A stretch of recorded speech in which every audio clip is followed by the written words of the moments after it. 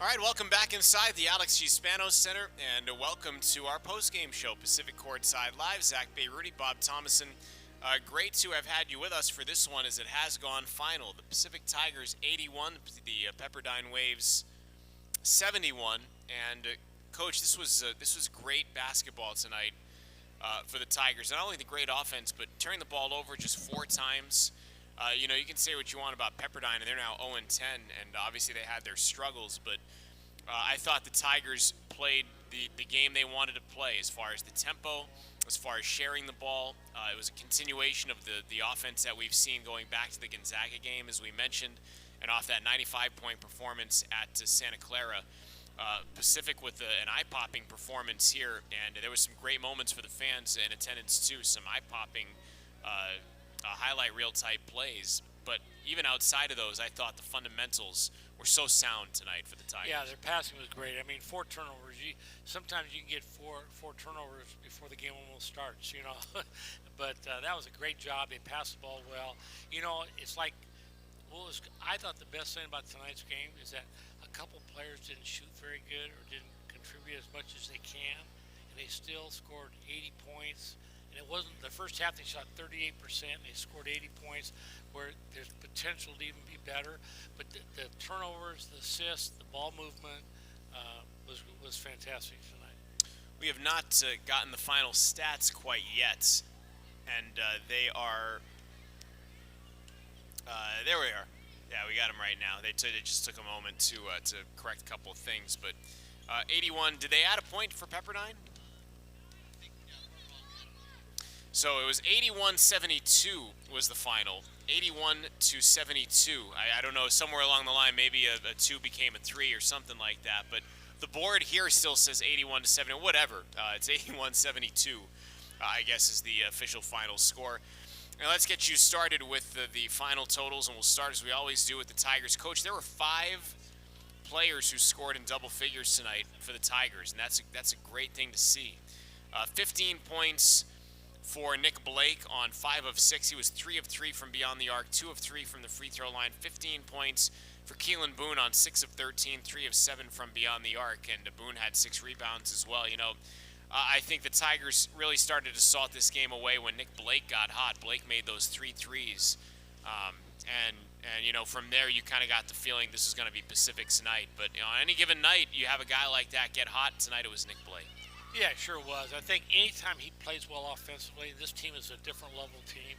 He just seems like they give him the energy, but also he drives the ball and gets fouled, but he makes a 3, and it just gives them that other option with all the guys they do have that just kind of makes it really hard on defense. Then 3 players with 10 points each. Jordan Ivy Curry on 3 of 8. He was 4 of 4 from the free throw line. Tyler Beard on 5 of 9. Beard had 8 rebounds as well, and 2 assists, and 10 points for Luke Avdalovic on 3 of 7. Luke did not make a three-pointer tonight. He was 0 of 3. He was fouled shooting a three-pointer, and he made all 3 of those free throws. He was 4 of 4 from the free throw line. But 5 players scoring in double figures, what you like to see.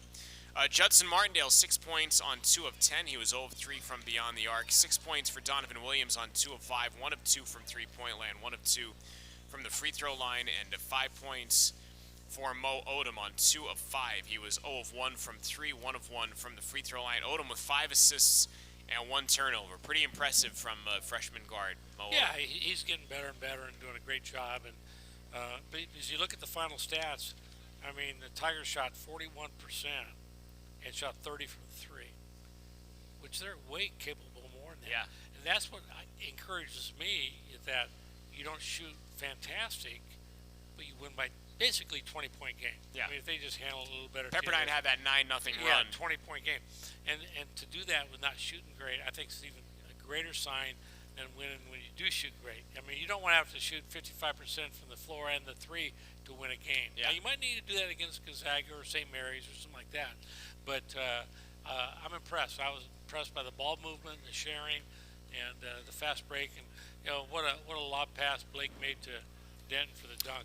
That electric alley-oop Blake to Denson was, I mean, you might see that one on SportsCenter. That was pretty cool. That was at full speed, and Denson gliding through the air and finishing with that stuff. That was special.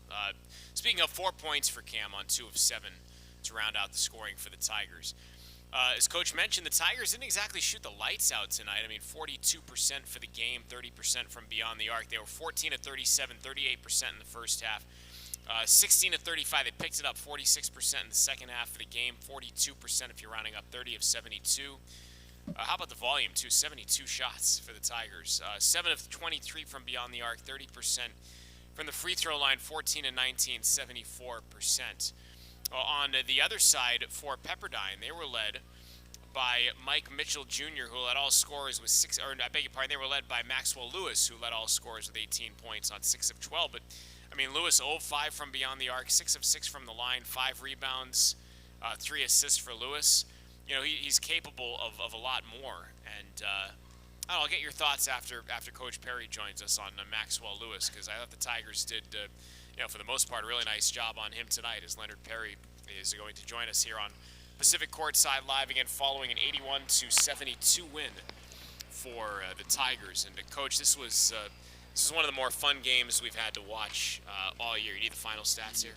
One of the more fun games we've had to watch this season.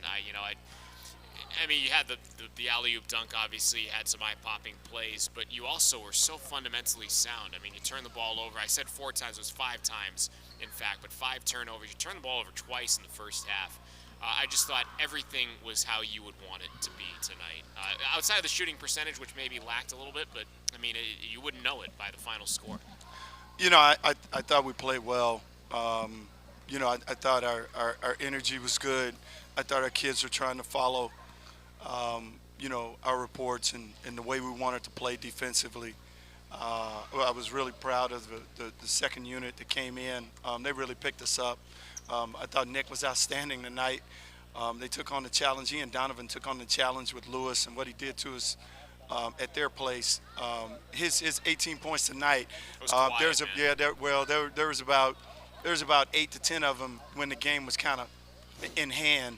That he got when it was on. I thought Donovan and Nick were so physical with him, and I thought Nick's length bothered him. I thought Donovan's physicalness on the pin downs got to him, and I just thought we did an outstanding job overall tonight. We still couldn't get over the hump rebounding wise, but we were close. But our intent was there, and I just thought overall we played well. I thought tonight was an example and a testament to this team's depth. You know, you have 5 guys that score in double figures. That hasn't always been the case, but, you're sharing the ball, I think, at a very high level. 14 assists, 5 turnovers, and to see 5 contributors in double figures, I mean, I think that says a lot about where this team is at offensively. It does. As you know, Nick, Zach, it could be anyone, any coach says it all the time when we do this. That's what makes us difficult. It could be anybody at any given time, but we're moving the ball. We're getting the ball reversed. Against Santa Clara, we had 24 assists. Tonight, we followed that up with 14 assists and 5 turnovers. At the half, we had, I believe, 6 assists, 2 turnovers. So we're moving the ball. The ball is not sticking. We're making some good cuts. We're making the right reads, and guys are getting open looks, and they're knocking them down for the most part. But we're getting to the free throw line, which is very important for us because we're a good shooting team and we can make free throws for the most part. I had a few teams that made more than 5 turnovers before they got off the bus to go warm up. You know what I mean? So that's fantastic. I like the way that your shooting percentage isn't super high, but you're a 20-point basically win tonight. I like that. I think I shared the ball unbelievably. Just keep the ball moving and do the little things that you had to do. I thought early there was like they wanted to go. I felt the first 5-6 minutes of the game they wanted to go get a 20-point lead on 2 possessions. Yeah. They were a little, a little quick, Little anxious, little drives and this. But then Yeah. when they settled down, they just played great basketball. Yeah, I agree. I agree. I agree with you wholeheartedly. I thought, we took a few quick shots, uncharacteristic of the last 3 or 4 games that we played, and we rushed it. But once we settled down, and I thought Tyler played great tonight. I thought he played a good overall game, but I thought defensively he was good because he got over ball screens, and it allowed our coverage to be 2-on-2 instead of putting us in rotations because we're dying on the ball screens. So I thought he gave us a big lift tonight. He had some great and that drives helps. in there. Yeah, he really did. He had some great drives. It's funny you mentioned. I also thought he had one of the bigger energy-generating plays in this game, where he had that rebound. Who missed Yeah. that? Who missed that shot?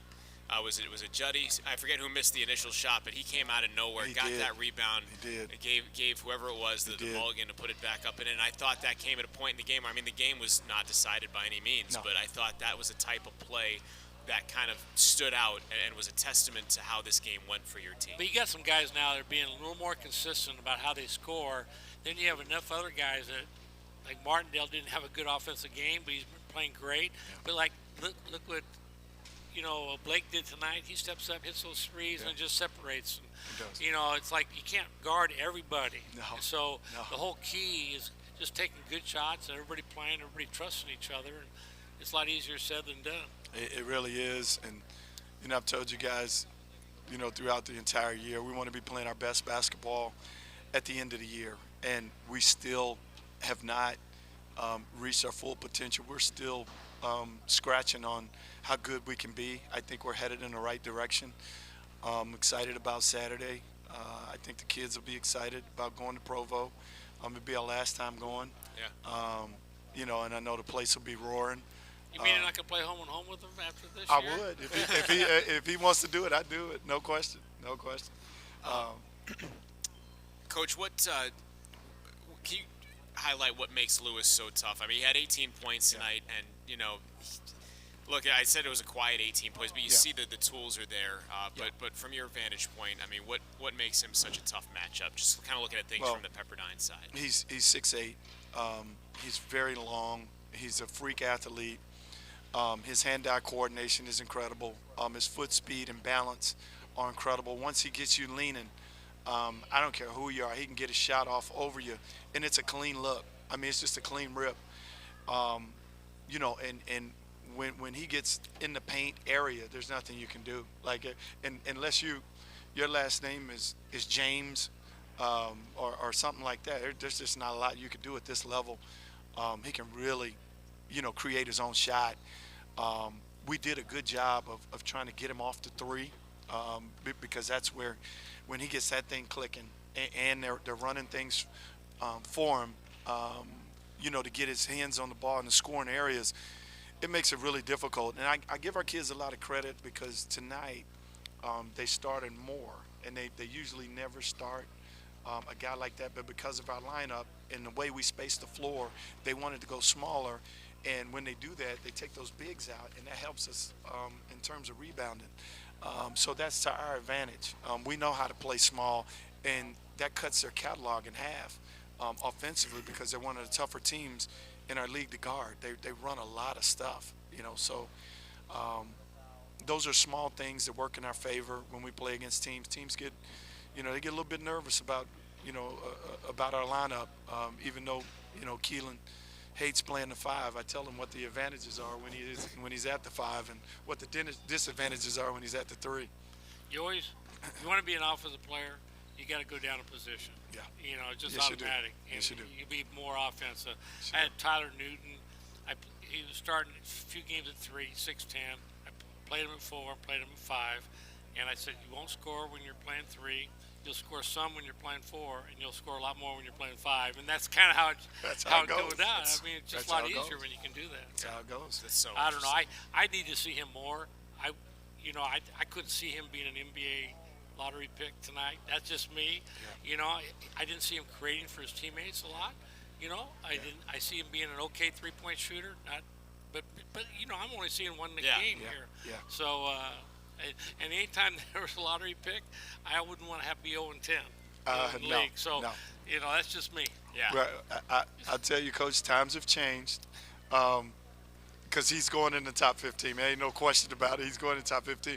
The place is usually littered with scouts. Matter of fact, I think Chuck was here tonight. Yeah, he was. Yeah, did you see him? Yeah. Yeah. Chuck Terrell. Yeah, it was. The place is littered with scouts every game is he that, goes is that to. the same kind of bet that could have been on your game tonight? Being 1.5 favorite. I don't bet games. I never have bet games. I said, to me, that's a lock there. I mean, isn't it? Yeah, that is a lot. Usually at the end of the year, they get pretty good. They get pretty good. Yeah.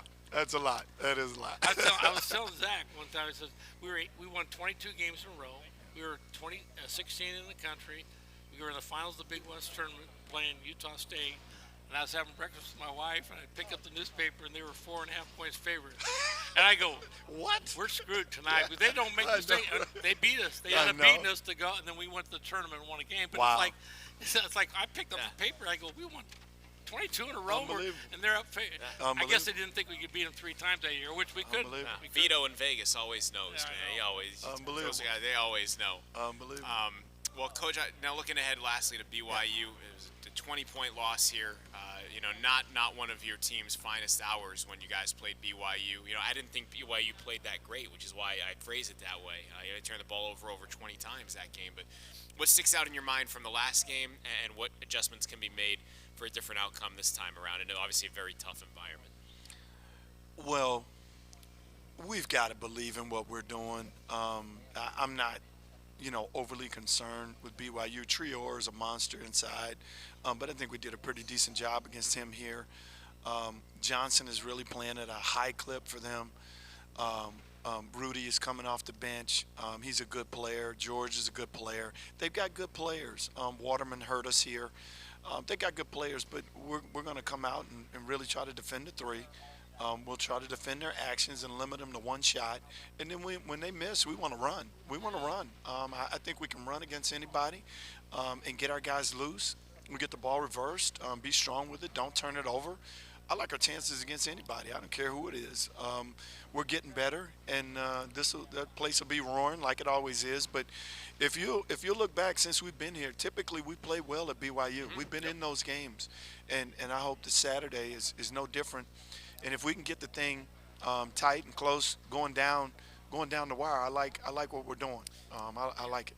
I think if they look at the score for the first game, that'll help the Tigers because their team's not even the same now. They're coming off flights weren't here, team wasn't here, and so I think that first game you can throw out. Now it's about slugging it out. The Tigers are going to travel there, play on their home court, respect them, and play. But I think it's going to be a heck of a game. I do too, Absolutely. and I would submit that if you have the type of offense that we've seen going back to the Gonzaga game here, obviously the Santa Clara game, and now here tonight, I think you have absolutely are in that game if you're the Tigers, and I can't wait to see that game and call that game. Coach, thanks so much for stopping by. Congrats on the win tonight, Thanks, man. guys. I got my Bill Russell shirt on. Yes, I wanted to ask you about number 6 here. Yeah, this is a cool deal. I like what the league is doing.